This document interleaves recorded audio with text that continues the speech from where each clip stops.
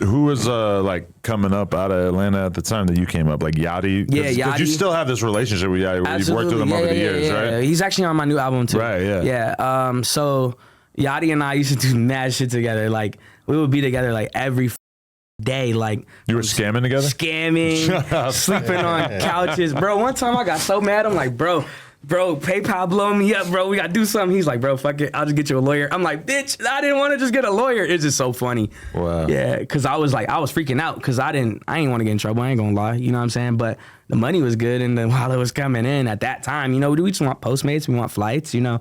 It's like a real like basic necessities kind of scamming, at least for my portion of things. I can't really speak to his because I don't know what he did outside of just me and him doing shit. But yeah, we would like go scam, go eat, record music.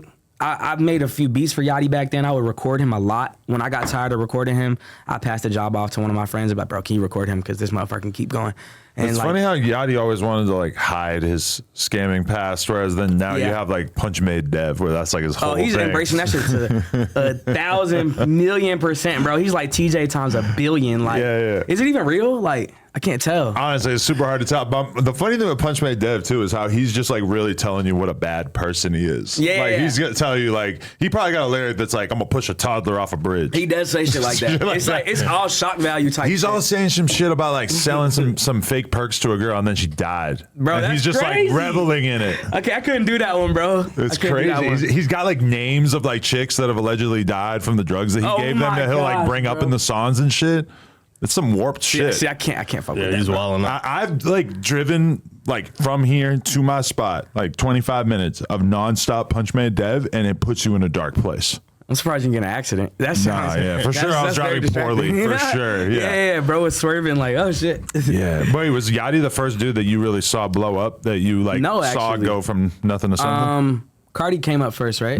So Carti and I, we have a long history. Actually, funny enough, I just don't post it. You know what's funny? I have a lot of relationships with a lot of big people, but I just never talk about it because I want to do my own thing.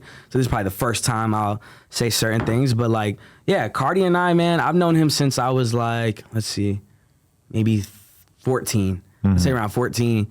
Bro, we used to go to the same like little park and like smoke together, all type of shit. Like, you know, short haircut Carti and I mean, shit, he always had a little swag to him. He always rapped. I was the first feature on his first project, as I was telling you earlier, too. The Sir Cartier project. My shit was ass. You could see literally where I was trying to figure myself out. My voice, I was trying to be something I wasn't, bro. For sure. I mean, I was 14, bro. Like, you don't know what the you're doing at 14 for real. Maybe these days, everybody got TikTok and Instagram. They're like replicating shit and they're like, okay, I want to be exactly this. Like, but I didn't have that. I was on MySpace and shit, you know? Shit was way different, bro. It is. It's weird even for me to think about how Carti was like a normal person at that time. And like a lot of us were like kind of around him and shit. Some crazy pictures of us as kids and shit like I have on my phone. I don't even be posting this shit. Like, but it's crazy. It's really wild. I didn't know like Uno. I knew Fonny, you know, I knew like him too even back then.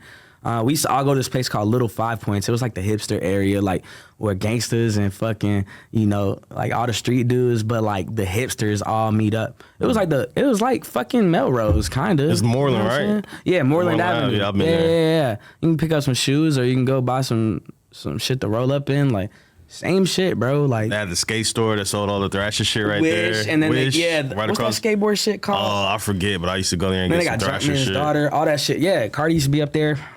They used to have an 808 Mafia house up there too, where Chris Fresh used to be. You know Chris Fresh? No? So Chris Fresh is like, he's like, I don't know how to explain him, because I honestly didn't have a huge relationship with him. But like, he was tapped in the 808 Mafia, and they had like a little crib where all of them would like record at, and Cardi would be up there all the time. We made a song. It was called Club Pink. I don't even know what the it was about for real. I ain't gonna lie. Cardi just sent it to me, and I was like, okay, cool. And then, you know, fast forward, seen him go crazy. So, you know, shout out to Cardi. One of my close friends, KP, he just signed to him, as I was telling you. Shout out to KP. Were you trying to be like a Awful Records signee at one point? Me? Yeah. Nah, I wouldn't say that. It's so interesting, bro. Because that was like the cool underground Atlanta shit circa like 2015, right? Yeah. I feel like there was a point in time where I felt like a lot of those guys like in Atlanta, and I'm not even speaking specifically about them, but I felt like they would sleep on everybody else that was younger than them. Like, and they didn't really want to let nobody else in. Atlanta is not as helpful with shit as people say. People always want to say that shit. Bro, it's so corny. Now there's like gang wars in Atlanta, so at least people can see that that's not necessarily the case. Everybody always says, "Oh, all the Atlanta rappers get along. They all get along great." And then like now with the YSL Rico and all that type of shit, you can be like, "Okay, turn against each other." Not really, like, yeah, bro. It's never been like that ever, ever. And I've been grinding from Atlanta. Like I was the young dude. I was 12 making music. Like I knew Thug. I knew a lot of people. I don't know if you'll know their names. There's like Kwani Cash. That's another Atlanta guy. So shout out to Kwani. There's so many little groups and shit that like if you had Thug in here, Future, bro, they know who they are, bro. Yeah. Like they're really popular on some like literally just local shit. But like if you like Future, if you like Thug of that music from that era, they all sound the same. Like the other guys, they just didn't blow up. That's the crazy thing. You know what I'm saying? I even took a stab at that type of music, but like that we called that futuristic. It's so funny. Like that was the genre. Like how you have like clout rap and all this shit, like headbanger rap. Like there was one called Futuristic, bro. It was all produced by London on the track, who everybody knows is famous now and doing his thing. But like, bro, this was way back. Like motherfuckers selling $50 beats. Bro, I'm friends with Weezy on fucking Facebook because like motherfuckers was doing this shit for so long. Like we ain't using no fucking Facebook now, but I'm just saying like it's just crazy like how this shit changed and became like international. Like when I see Future or Thug, I'm like, damn, bro, like I remember you getting 200 plays and just posting it on Facebook. And I definitely went with Desto Dub to sell some lean to Weezy before Weezy was like a big deal. Yeah, Weezy definitely be looking for the lean. That's for Donnie sure. knows. He was around.